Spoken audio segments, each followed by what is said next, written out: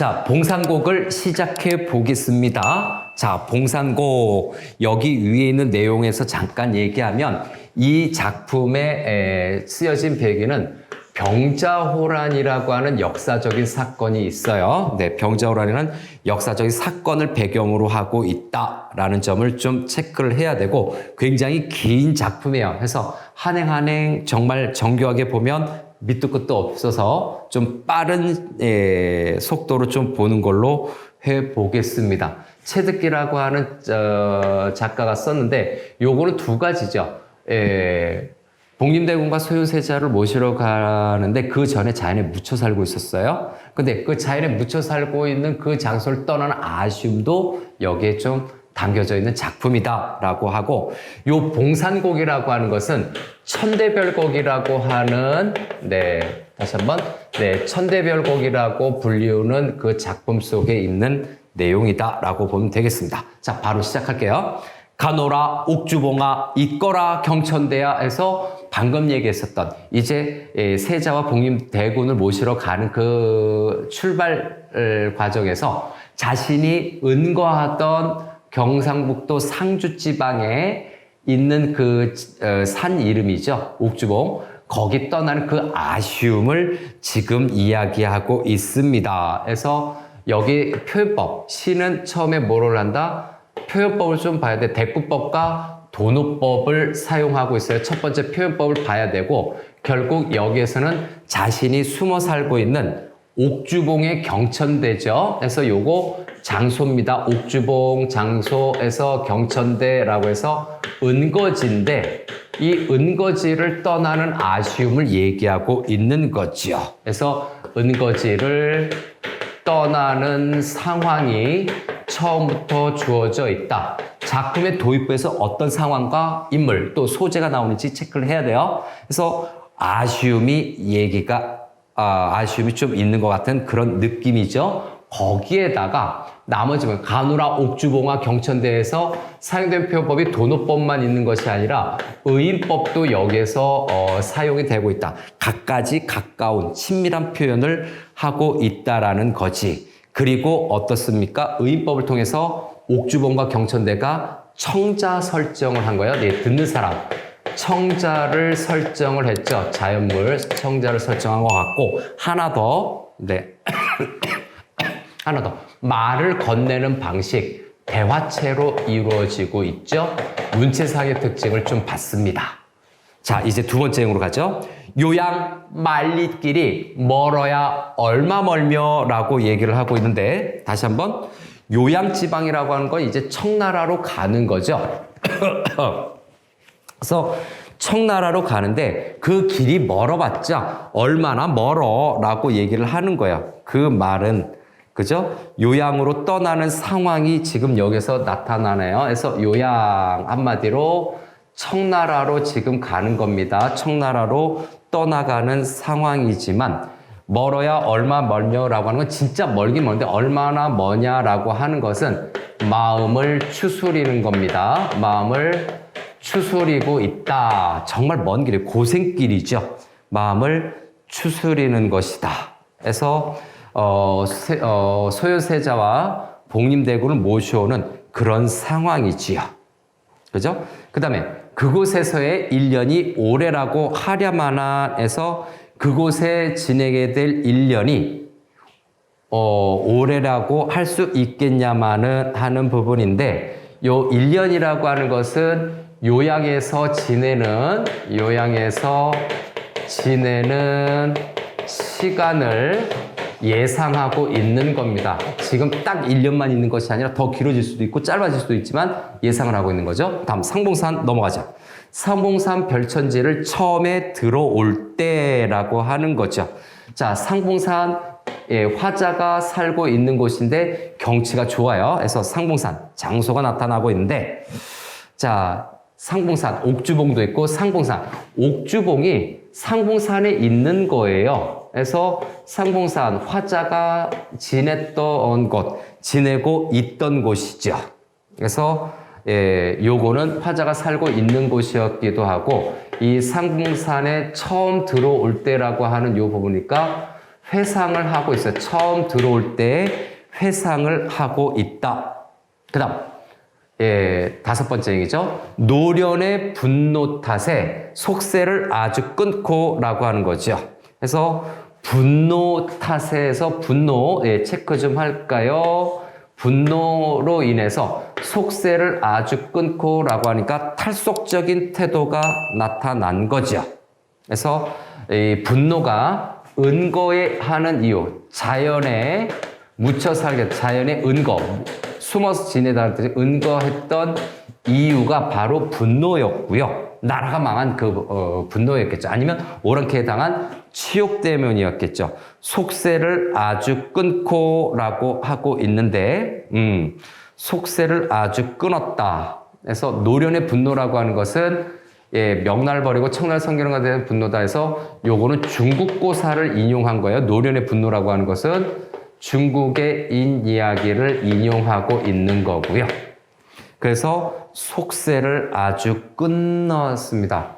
자연 친화가 아니라 분노 탓에 속세를 아주 끊었어요. 그래서 분노 이후에 그 결과는 은거를 했다는 내용입니다. 그래서 은거를 했다라는 뜻이고, 발없는 구리솥하나 전나기 싫고서라고 할 때 간편한 여행차의 의미죠.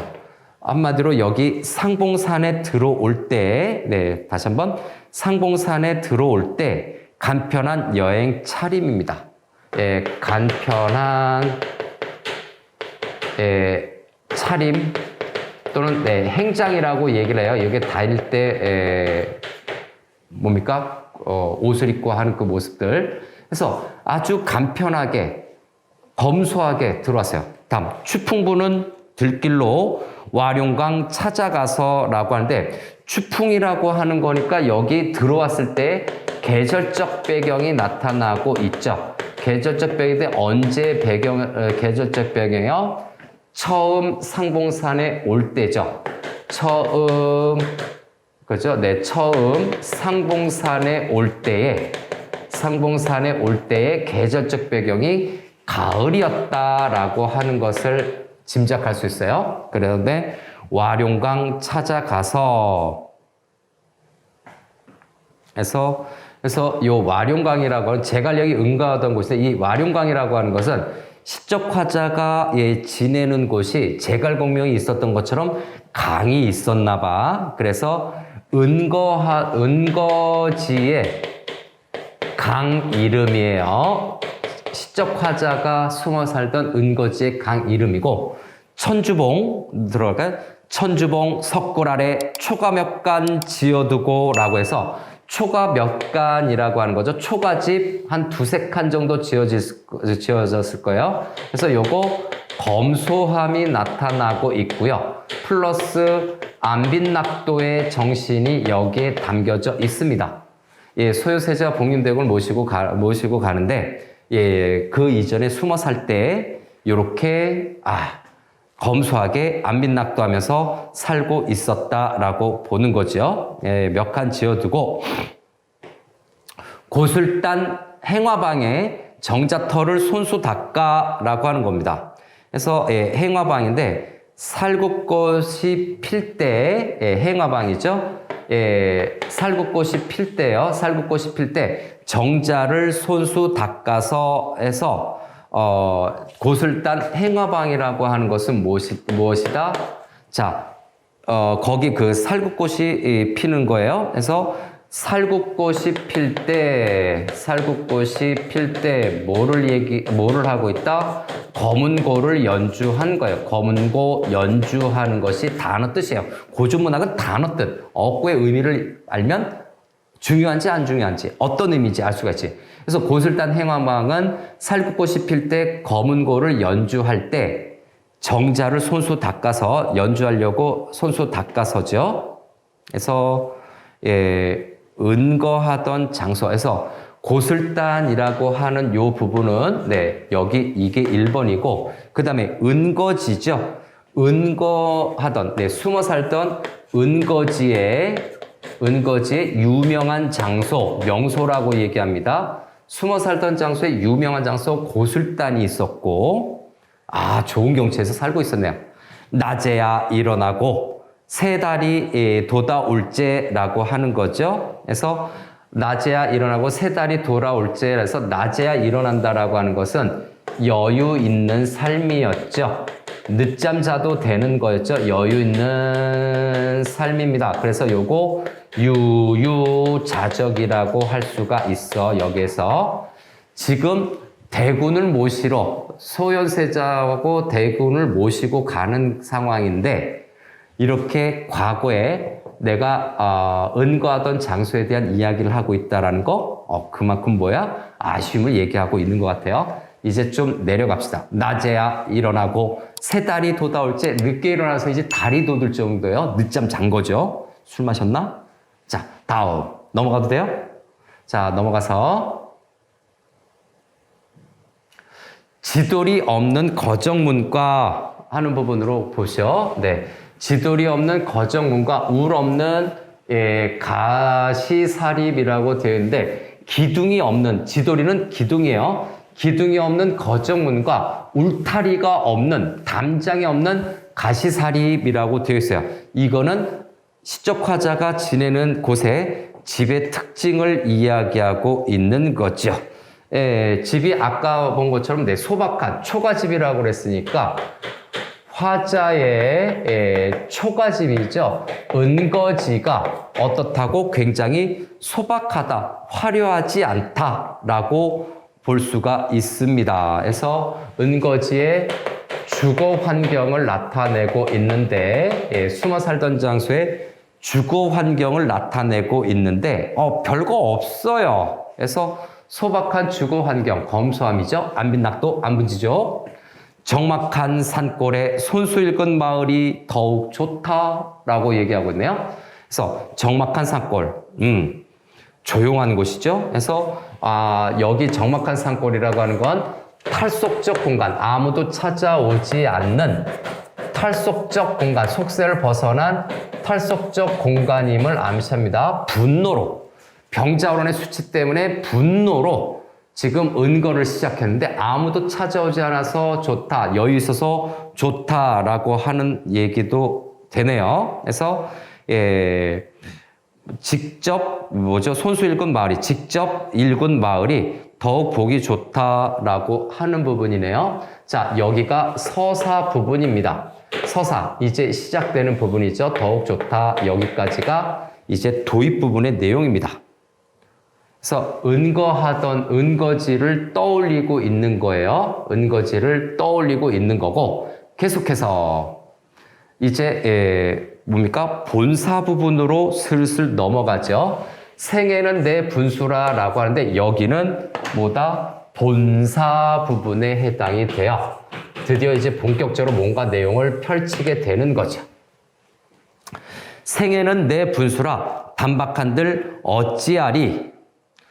자, 나의 삶은 생애죠. 살아가는 모습이 내 분수에 맞다라는 뜻이에요. 생애는 분수라는 것이 살아가는 모습이 내 분수에 맞으니 담백하게, 즉 소박하게 살아간들 어찌하리라고 해서 설의법이지요. 그래서 어찌하리, 여기에서 설의법을 통해서, 설의법을 통해서 안분지족을 강조하고 있는 겁니다.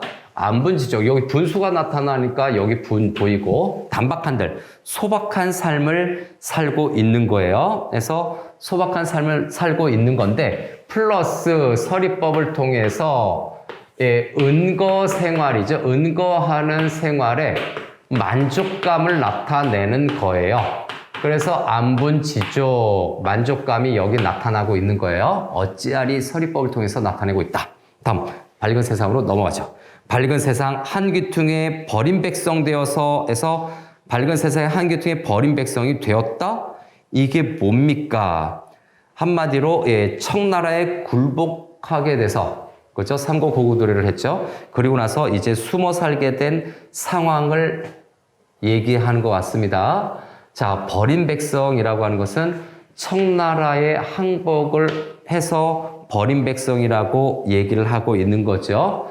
그래서 버림백성이 된 건 플러스 뭡니까? 해서 은거 생활을 시작하게 된 거예요. 은거 생활 시작을 하게 되는 거죠. 요 버림백성이 됐다라고 하는 것은 치욕을 당했어요. 병자호란의 치욕과 함께 은거 생활을 시작했고, 다음 솔과 국화 쓰다듬고 잔나비와 하글버타니라고 해서 솔 여기 보이죠? 네, 소나무, 국화 알겠고, 잔나비 뭡니까? 원숭이와 학을 벗한다라고 해서 벗 동그라미 별표죠. 여기 좀 의미 있게 자연에 은거하면서 어떻게 됩니까? 자연에 은거하면서 자연의 친화가 일어나고 있는 거죠.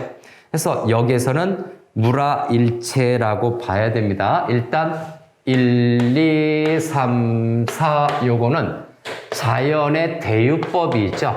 자연을 나타내는 대유법이 되는 거고, 그래서 여기에서 자연 친화적인 삶을 살고 있다. 그 얘기를 하는 건데, 그거를 뭐라고 정리할 수 있다? 무라일체의 삶을 살고 있는 거예요. 지금 이 부분은 무라일체의 삶을 지금 살고 있다라는 것으로 정리해 줄 수 있다. 무라일체. 자, 됐나? 자, 무라일체의 삶. 그렇죠? 무라일체의 삶을 살고 있다. 어와라고 하는 감탄사가 나오네요. 어와, 이 강산이 경치도 좋고 좋다라고 해서 어와라고 하는 부분은 영탄법, 감탄사지요. 그래서 감탄사를 사용해서 영탄법을 구사하고 있어요. 그런데 어떤 정서? 좋고 좋다라고 하는 정서를 직접 제시하고 있지. 어렵지 않네.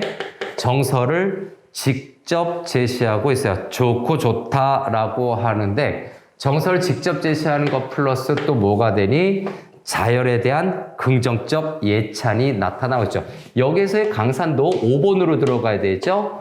자연을 나타내는 대유법이 되는 거고, 해서 쉽게 얘기하면 자연 예찬이에요. 자연 예찬. 앞에서 했던 무라일체의 삶을 계속해서 얘기한다. 고전문학은 했던 말 또 하고 또 하고 또 하고 하니까 해석해보면 비슷비슷한 내용이 두세 줄씩 막 겹쳐요. 다음 높다란 금빛으로 가죠. 자, 높다란 금빛절벽인데, 금빛절벽이라고 하는 것은 햇빛을 받아서 반짝이는 절벽의 아름다움일 수도 있고, 또는 이 금빛절벽은 풀과 나무가 덮인 거죠. 그래서 단풍, 가을이니까 단풍 든 절벽의 모습을 나타낼 수도 있어요. 절벽에 단풍이 들 수도 있잖아. 나무나 식물들이 있을 수도 있잖아요. 두 가지로 해석이 가능하고, 다음 구암으로 갑시다. 구암을 앞에 두고 경호 위에 선 모양은, 해서 구암은 거북바위 앞에 두고 경호가 뭐지? 뭐 보디가드 하는 건가? 네, 그거는 아니고 맑은 호수라고 해야 되죠. 겨울 경자로 해서 맑은 호수라고 봐야 됩니다. 그래서 경호는 맑은 호수 위에 선 모양은 이렇게 되어 있네요. 맑은 호수 위에 선 모양은, 그죠? 그래서 경호 맑은 호수, 거울 같은 호수예요. 경치 묘사하는 거죠. 삼신산 제일봉이 6자라 머리에 버린 듯 부분이에요. 자, 삼신산의 가장 높은 봉, 제일봉, 가장 높은 봉우리가 6마리의 자라머리에 펼쳐져 있는 듯 얘기하는 거죠. 그래서 요거는 금빛절벽의 아름다움을 얘기하는 겁니다. 요 전체적인 것은 듣으니까 직유법이죠. 직유법이 있는데 요 밑에 산을 머리 떠받쳐 있는 큰 자라 6마리인데, 여기는 바로 뭐냐면 여기는 금빛절벽이 있죠. 금빛절벽의 아름다움을 강조하는 겁니다. 그래서 요거는 금빛절벽의 절벽의 아름다움을 강조하는 표현이에요. 관련되는 건 저 앞에 있는 금빛절벽의 아름다움을 표현하고 있다. 그것을 어떻게? 지규법으로 표현하고 있는 거예요. 지규법으로. 금빛절벽의 아름다움. 자, 됐나요? 그래서 여기에서 6자라에 벌려놓은 듯 이거던데. 자, 다음. 붉은 노을, 흰 구름의 곳곳이 그늘이요. 붉은 노을과 흰 구름이 곳곳에 그늘이고 유리 같은 지규법이죠. 유리 같은 온갖 경치 빈 땅에 깔렸으니 라고 했습니다. 유리 같은 온갖 경치가 넓은 땅에 펼쳐졌으니 라고 해서 요거는 신비로움을 느낌을 주는 경치라고 되어 있는데 경치의 아름다움을 지금 묘사하고 있는 거죠. 아름다움을 묘사하고 있다라고 생각하면 돼요. 별거 없어요. 용문을 옆에 두고 펼쳐진 모래밭은 자, 모래밭은 8폭의 묘사죠. 8폭 돌병풍을 옥난간에 두른 듯 해서 지규법이에요. 지규법인데 지금 뭐를 얘기하는 겁니까? 지금 뭐를 얘기하는 겁니까? 네, 모래밭의 아름다움을 얘기하죠. 그래서 백사장, 모래밭이라고 얘기했죠. 모래밭의 아름다움을 또 얘기하고 있는 거예요. 그것을 뭡니까? 돌병풍이죠. 돌병풍을 두른 듯해서 모래밭에다 화살표. 돌병풍은 모래밭의 아름다움을 비유한 거죠. 그래서 여기 모래밭을 비유하는 겁니다. 모래밭을 비유한 보조관념이고요. 여기서 이제 지규법이니까 원관념은 모래밭이 돼야 된다라고 정리해주면 되겠지. 자, 다음으로 또 넘어갑시다. 다음으로 넘어가서 좀 긴 행의 작품이죠.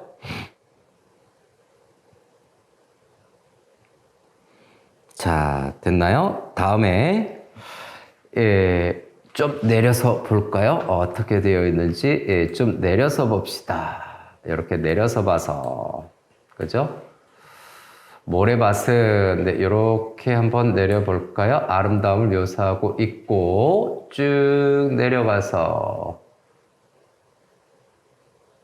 여기군요. 그죠? 여기 좋고 좋다라고 되어 있고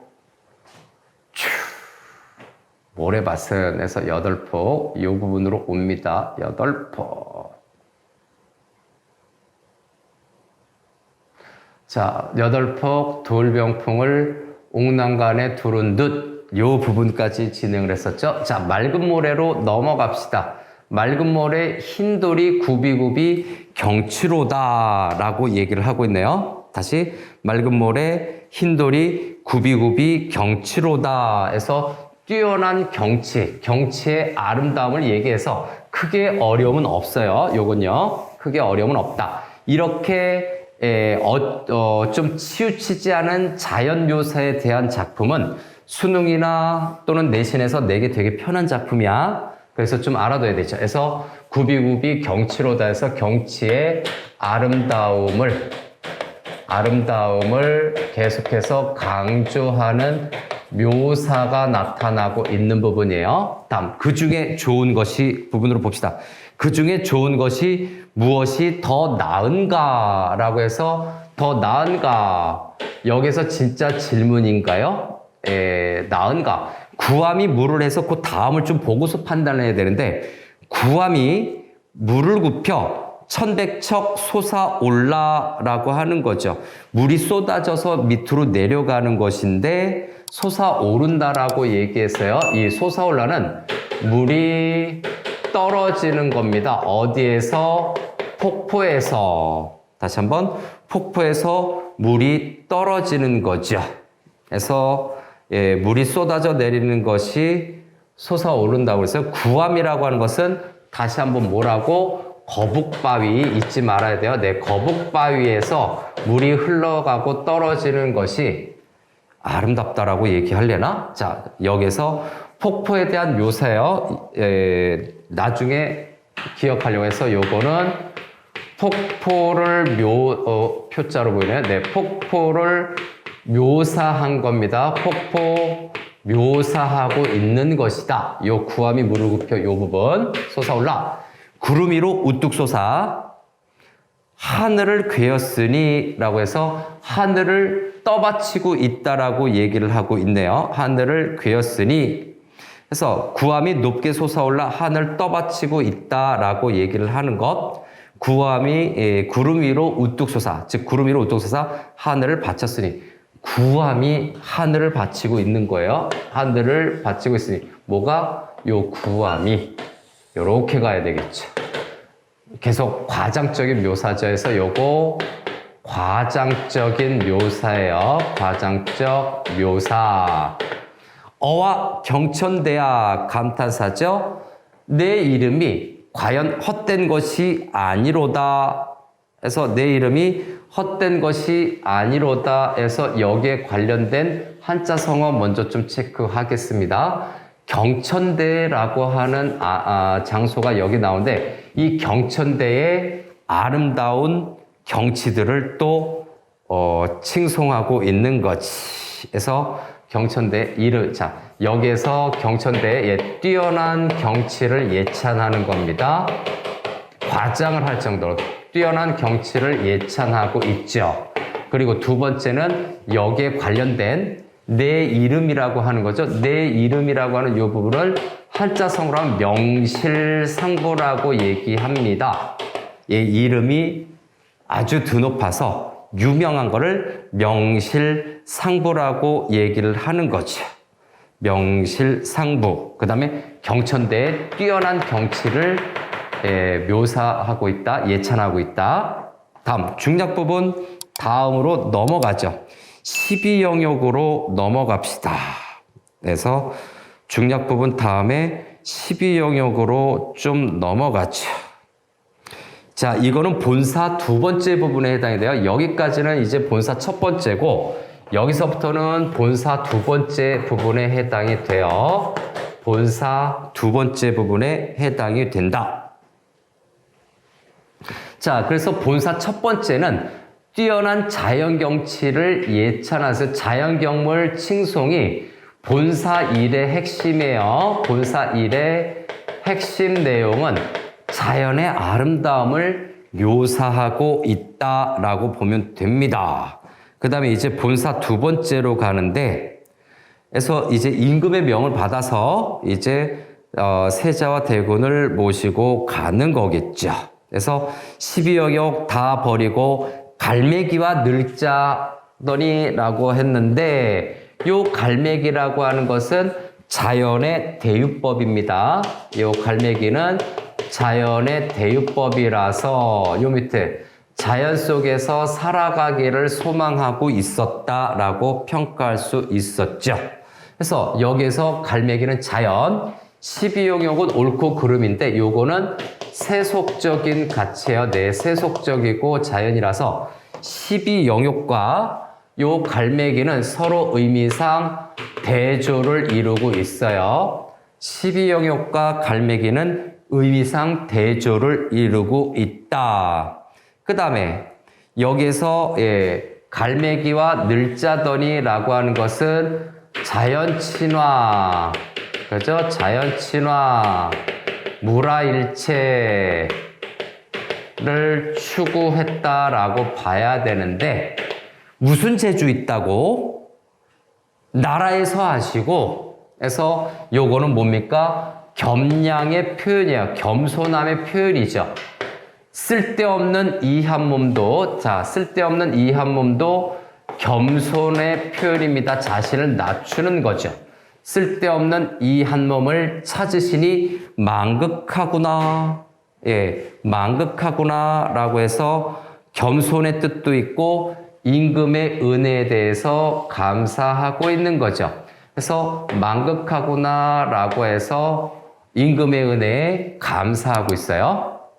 자, 상주 12월의 부분으로 갈까요? 상주에서 12월을 지내고 있는데 심양가라 부르시니 상주는 어디다? 화자가 지내던 곳이에요. 여기 있죠? 화자가 은거하던 곳이 바로 경북 상주다. 그런데 시간적 배경, 계절적 배경 겨울인데 심양가라 부르시라. 심양가라 요것도 네모칸 쳐볼까요?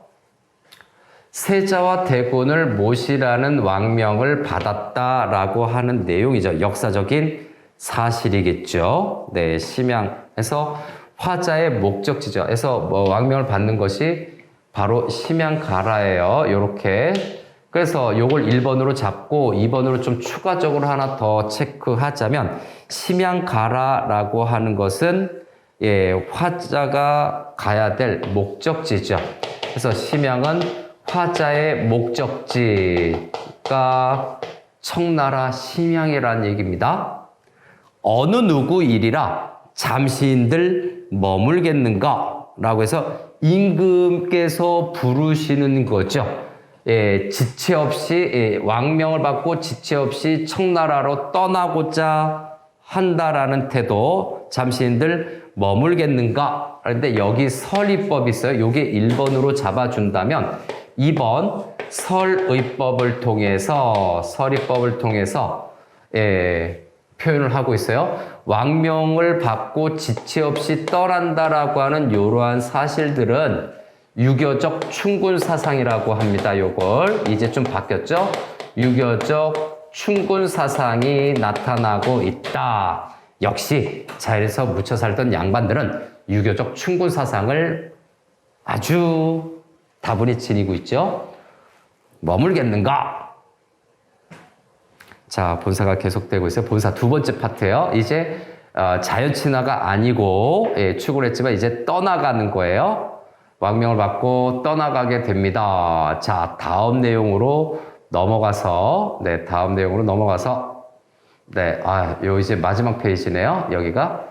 그래서 임금은에 감격하여 행장을 바삐 챙기니라고 하는 거죠. 앞에서 본 것처럼 왕명을 지체하지 않겠다라고 얘기했으니까 바로 이제 준비해서 떠나가겠다라는 뜻이겠지. 그래서 임금은에 감격해서 앞에서 얘기했었던 유교적 충군 사상이에요. 임금은에 감격해서 해서 별거 없고 쉬우니까 3년 입은 옷가지로 이불과 요 겸하였네. 이것도 뭐지? 자, 한번 볼까요? 3년 입은 그거 한번 좀 볼까요? 와, 3년 입은 옷으로 이불과 요를 삼았네 라고 해서 요 3년이라고 하는 것은 바로 뭐다? 3년은 은거했던 기간이에요. 숨어 살았던 기간이 3년인데 자, 서두르나 행장을 제대로 꾸리지 못했다라는 의미예요. 3년 입은 옷가지로 이불과 요를 겸하였네 라고 하는 부분이 너무 서둘러서 제대로 챙기지 못했다. 그 다음에 나 자신을 미처 돌보지 못하는 사대부의 자세 이런 것까지 다 하는데 이불과 요를 겸했다라고 하는 것은 또 다른 해석으로 하자면 요거 행장을 꾸리지 못한 것과 좀 비슷한데 3번으로 볼 수도 있죠. 아주 검소한 그죠? 검소한 여기 자리에서 묻혀 살았으니까 검소한 여행 차림, 사신 차림이죠. 검소한 사신의 차림새, 옷 입은 모양새를 나타내는 거죠. 검소함으로도 볼 수도 있어요. 남쪽에 더운 땅도 춥기가 이렇거든. 남쪽은 어디다? 앞에서 본 것처럼 상주, 남쪽은 상주 지방이에요. 그런데 더운 땅도 춥기가 이렇거든. 한겨울 깊은 때 우리님 계신데야에서 우리님 계신데야가 인조가 있는 곳인지 또는 소현세자와 복림대군이 있는 것인지 여기서 우리님은 세자와 대군을 가리킨다라는 점. 그 다음에 그래서 우리님 계신데야는 앞에서 얘기하면 여기는 어딜까? 심양을 얘기하는 겁니다. 인조임금을 걱정하는 것이 아니라 세자와 대군을 걱정하고 있는 거죠. 어쨌든 뭐 세자와 대구를 걱정한다라고 하더라도 여기에서 네, 화자의 정서를 보면 연군 지정이 드러나는 것으로도 볼 수도 있어요. 그 다음 다시금 바라보고 우리님 생각하니 자, 님 계신다 해서 우리님 생각하니 이것이 바로 뭐다? 화자의 정서인 연곤 지정이다 라고 정리하면 돼요. 우리 님 생각을 한다라는 점. 이국의 겨울달을 뒷땅이라 바라보며 해서 청나라의 겨울달을 누구 땅이라고 바라보겠으며 한마디로 이건 뭡니까? 이국의 겨울달인 건 낯선 환경을 얘기하는 거죠.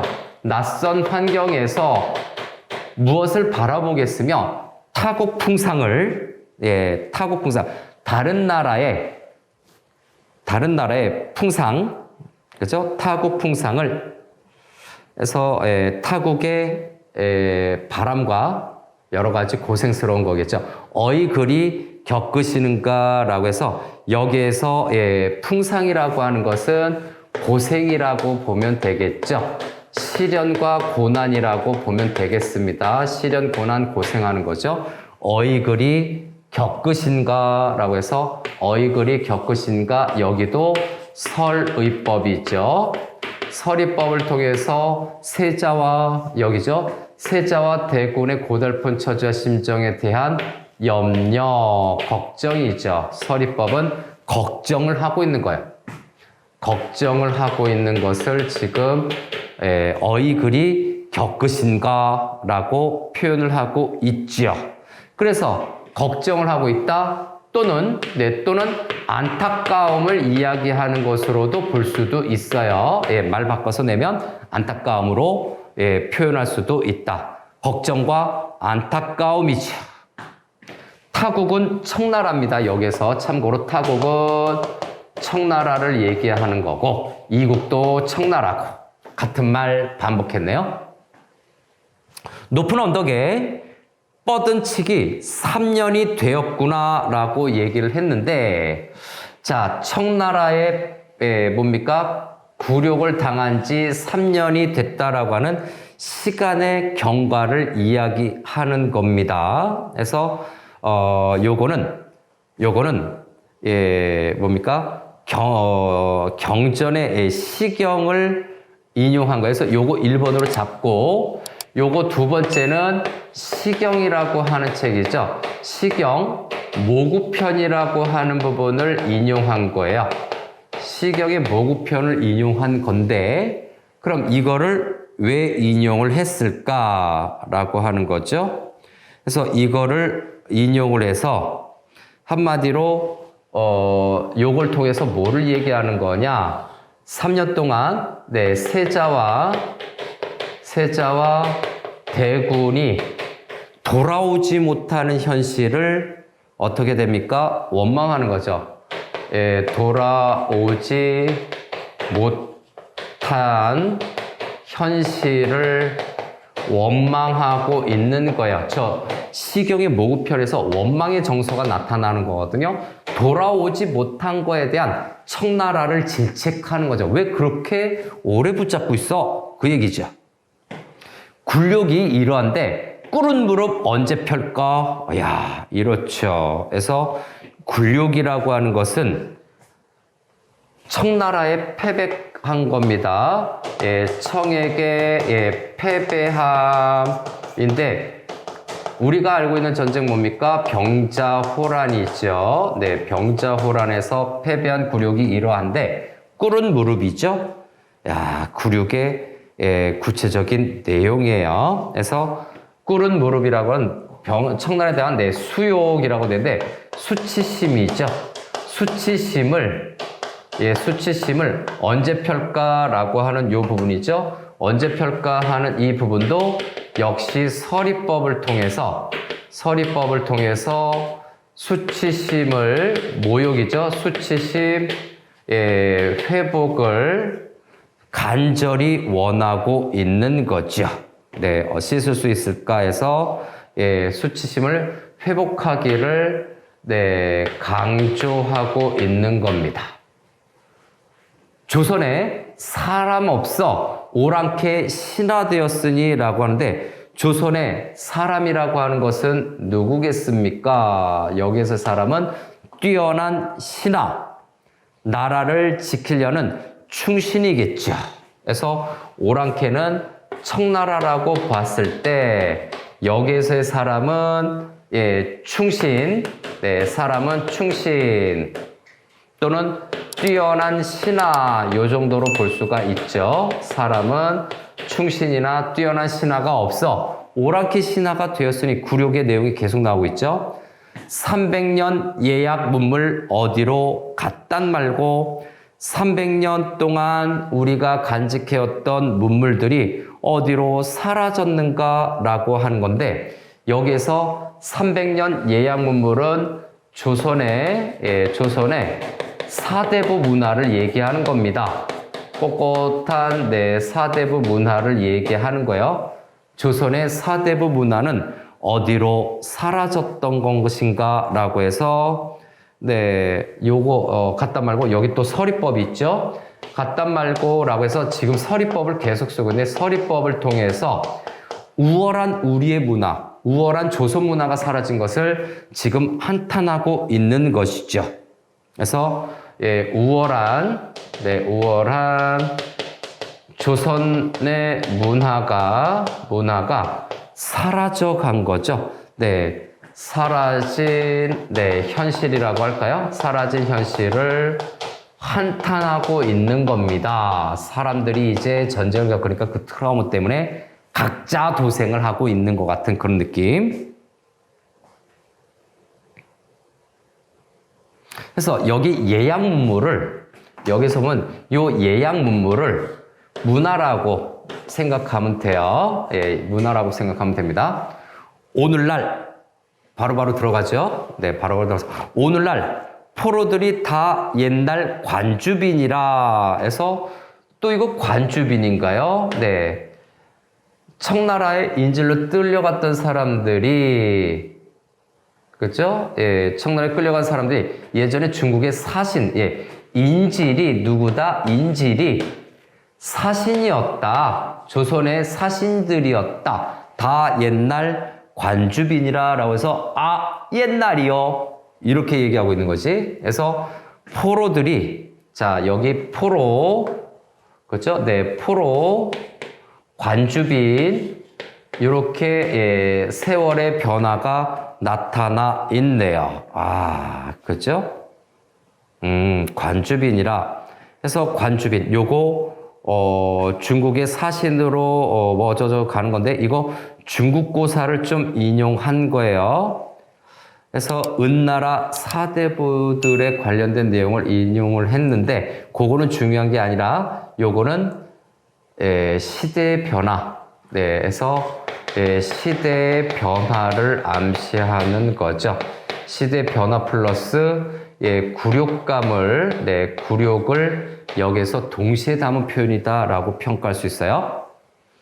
그래서 중국고사 인용하긴 한 거지만 조선의 현실 그 다음에 요 시적 화제의 어떤 특징을 맞춰보면 이렇게 얘기한 것이다라고 볼 수가 있죠. 다음 밑으로 가서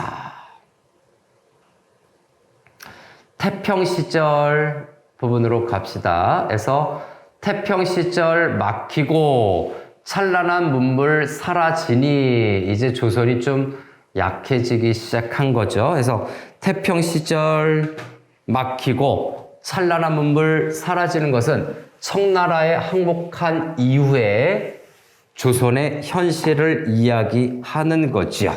그래서 여기에서 요거 청에 항복한 이후에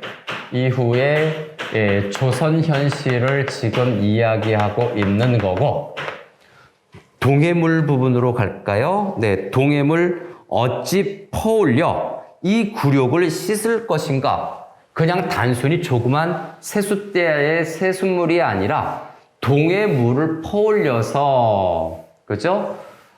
굴욕을 씻겠다라고 하는 거라서 그 굴욕감을 씻고자 하는 강한 의지와 소망을 나타내고 있는 거죠. 그래서 동해물 네모칸 쳐볼게요. 동해물인데 구룡 자연물을 지금 동원하고 있어요. 그래서 굴욕을 씻을런가라고 하는 부분이지요. 그래서 요거 설의법을 통해서 요 밑에 있는 주제의식을 강조하고 있는 건데 청나를 좀 밑으로 보고 있는 거지. 그래서 동해물 어찌 퍼올려 굴욕을 씻을런가 설의법을 통해서 앞에서도 미리 얘기했어요. 굴욕을 씻고 싶은 강한 소망을 지금 이야기하고 있는 거죠. 굴욕에서 벗어나고자 하는 강한 소망을 얘기하고 있어요. 오나라 궁궐에 섭을 쌓고 월나라 산에 쓸개 매다니에서 요거 중국고사를 인용한 거죠. 와신상담이라고 하는 한자 성어인데 요거 기억해야 될 겁니다. 요거는 직접적으로 언급했기 때문에 와신상담 요거죠. 그래서 요거는 중국의 옛 이야기 중국 고사 인용이 있죠. 오나라와 월나라의 관계를 얘기하는 거죠. 자, 그래서 자세한 건 좀 긴 작품이라서 생략하고 임금이 굴욕당하면 신하는 죽어야 고금의 도리인데 라고 해서 유교적인 신하의 도리를 얘기하고 있어요. 도리라고 하는 것은 유교적인 사상 또는 유교적인 어떤 유교적 신하의 역할을 얘기를 하는 건데 유교 사상에 지금 푹 젖어 있는 전형적인 사대부의 모습이 아직도 담겨져 있습니다. 하물며 우리 집이 대대로 은혜 입었으니 라고 해서 대대로 은혜를 입었다라고 하는 것은 나라가 망해서 우리가 죽을 수도 있고 제대로 일을 못했다고 죽임을 당할 수 있는 그 상황에서 은혜를 입었다 살아있는 거죠. 그래도 아무리 힘들다고 대의를 잇겠는가라고 해서 요거 역시 또 설의법. 그럼 대의를 또 한번 체크를 해봐야 되겠죠. 큰 뜻이에요. 대의라고 하는 것은 그렇죠? 대의라고 하는 것은 첫 번째 유교적인 도리를 얘기하는 것일 수도 있지만 여기에서는 왕명이죠. 심양으로 가서 세자와 대군을 데리고 오너라라고 하는 겁니다. 그래서 왕명을 통해서 세자와 대군을 모시러 가는 거죠. 이 정도만 써놓을게요. 왕명을 받아서 세자와 대군을 모시러 가는 거죠. 그래서 그것을 잊겠는가라고 해서 그 자신의 본분을 설의법은 신하의 본분을 뭡니까? 지키겠다라고 하는 거죠. 신하의 본분을 지키려는 의지를 지금 드러내고 있어요. 대대로 은혜를 입었기 때문에 죽을 수도 있었는데 죽지를 않았다는 내용이죠. 그래서 잊지 않고 왕명을 받아서 대군과 세자를 잘 모셔오겠다라고 얘기를 하는 거죠.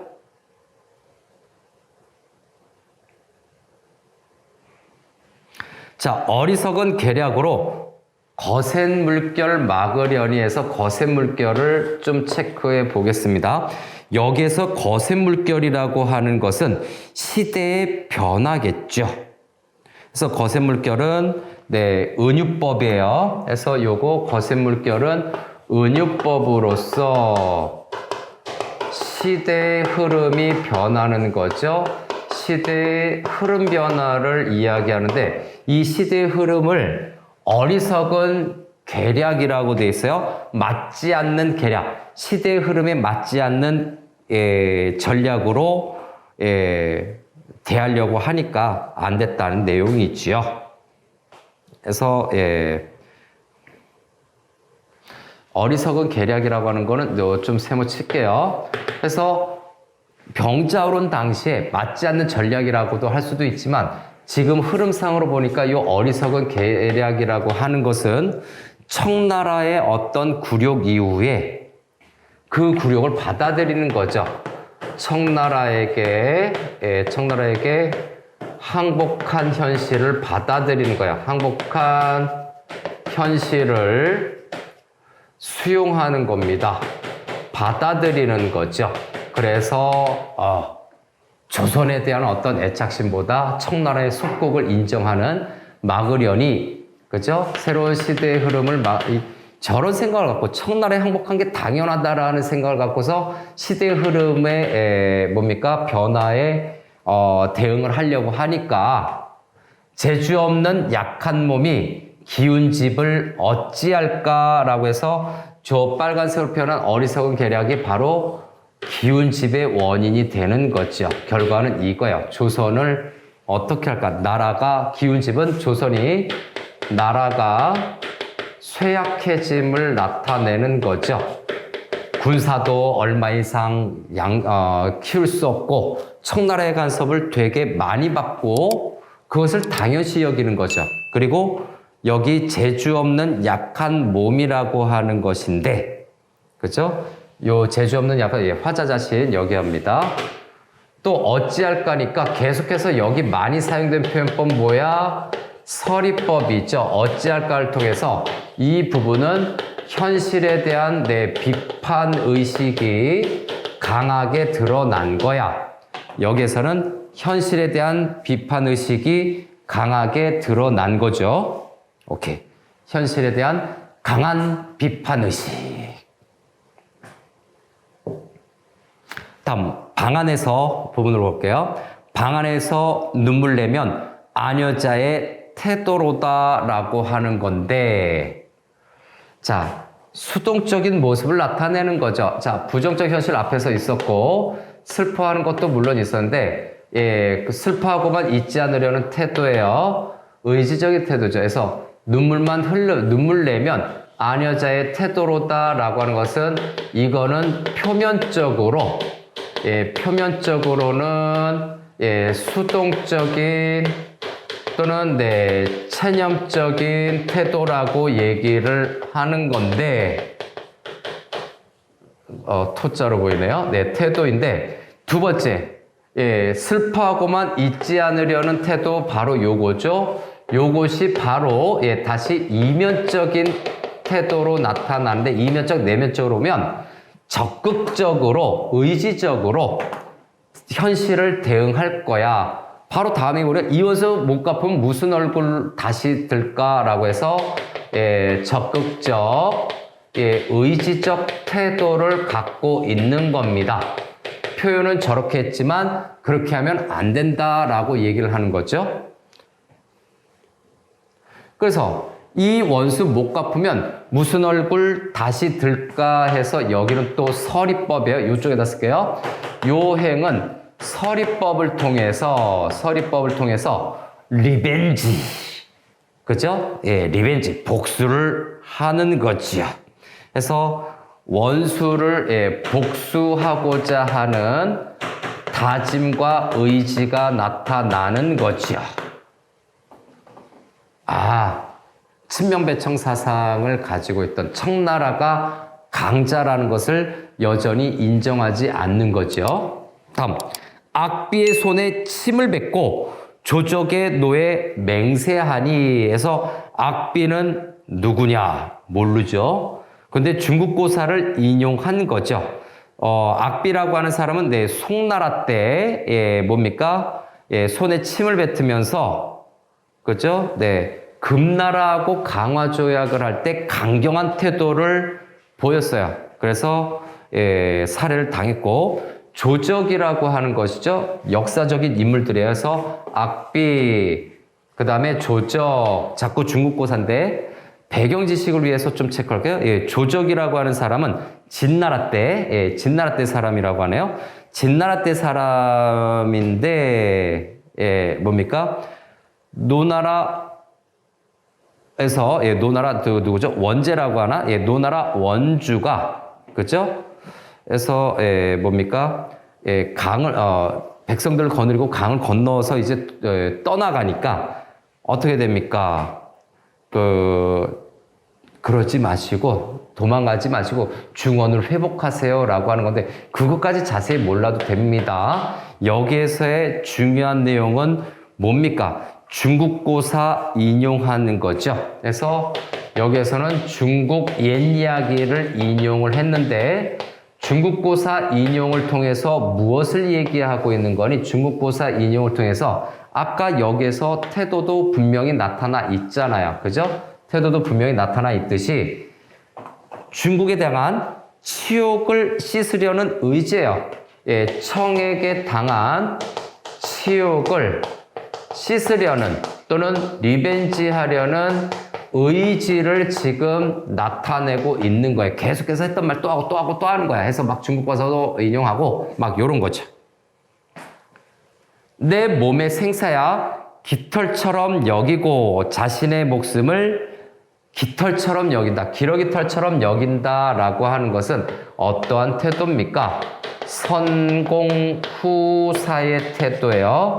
선공후사 또는 진충보국, 진심으로 나라에 충성을 해서 나라의 은혜를 갖고자 하는 진충보국의 태도라고 봐야 되겠죠. 그 다음에 동서남북 만리밖에 왕명조차 단일이다 라고 해서 왕명조차 단일이라 라고 하는 것은 임금의 명을 쫓겠다는 얘기죠. 그래서 여기에서는 임금에 대한 충성심을 여기에서 이야기하고 있는 거예요. 임금에 대한 충성심에서 요거를 다른 말로 하면 뭐라고 한다? 유교적 충군 사상이 나타나고 있다라는 점. 앞부분 전반부에서 자연 친화적인 내용을 얘기했었던 그리고 그 아쉬움을 얘기했었던 것과 다르게 아주 강경한 태도를 보이고 있는 거야. 여기서 자 정리할 거 하시고 다음 부분으로 넘어갑시다. 왕명조차 단일이라 라고 하는 부분인데 여기까지가 본사 두 번째에 해당이 되는 부분이에요. 본사 2가 마무리되는데 그러면 요 본사 2에서는 뭐를 얘기하는 거니? 여기까지는 앞에서랑 전혀 달라졌어요. 막 헐크처럼 변한 거야. 본사 2에서는 왕명을 받고 뭡니까? 떠나가는 거죠. 왕명을 받들고 청나라에 복수하고 싶은 겁니다. 청에게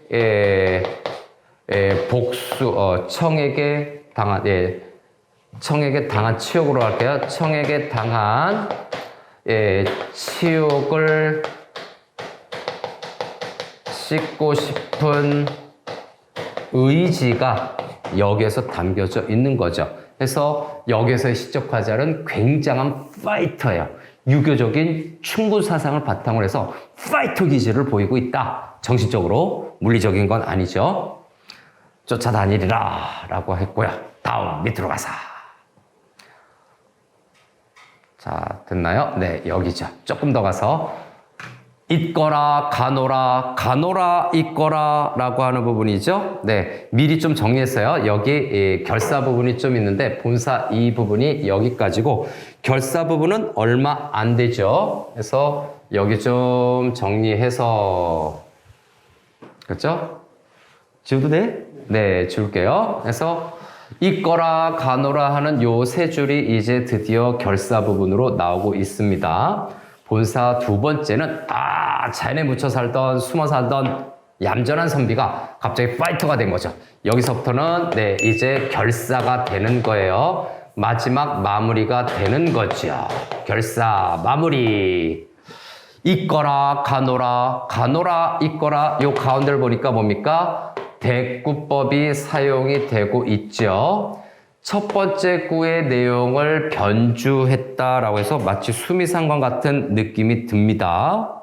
그래서 있거라는 뭡니까? 있거라 가노라라고 하는 거죠. 그래서 있거라가 있고 가노라가 있어요. 그래서 요거 두 가지를 좀 체크해 보면 있거라는 좀 중복되더라도 그러니까 있거라는 지금 은거지에 대한 작별 인사에 은거지에 대한 작별 인사다라고 볼 수가 있고 있거라. 그 다음에 가노라라고 하는 부분이 있죠. 가노라 하는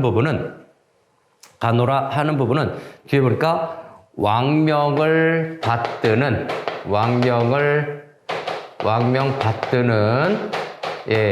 화자의 어떤 의지 또는 행동, 태도라고 봐야 되겠죠. 화자의 행동을 보는 거라고 봐야 되겠습니다.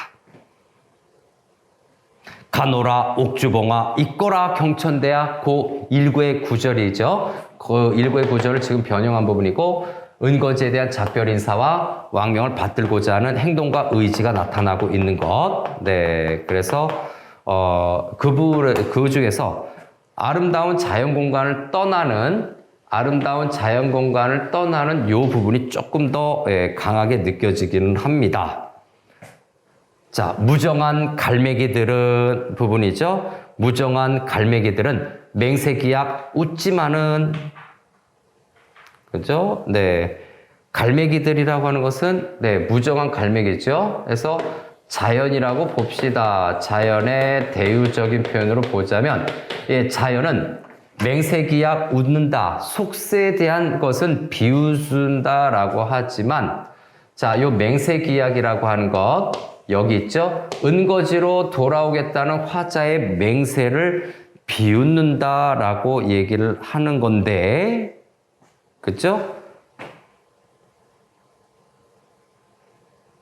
즉 다시 좀 재해석을 하자면 이 부분은 한마디로 은거지에서 떠나가게 그러니까 자신이 했던 약속, 화자 자신의 약속을 지키지 못한 거죠.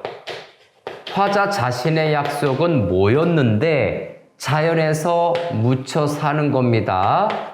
자연에서 묻혀서 사는 것을 약속을 했었는데 그것을 지키지 못하니까 어떻게 됩니까? 이걸 통해서 갈매기가 자연히 비웃음이 되는 거죠.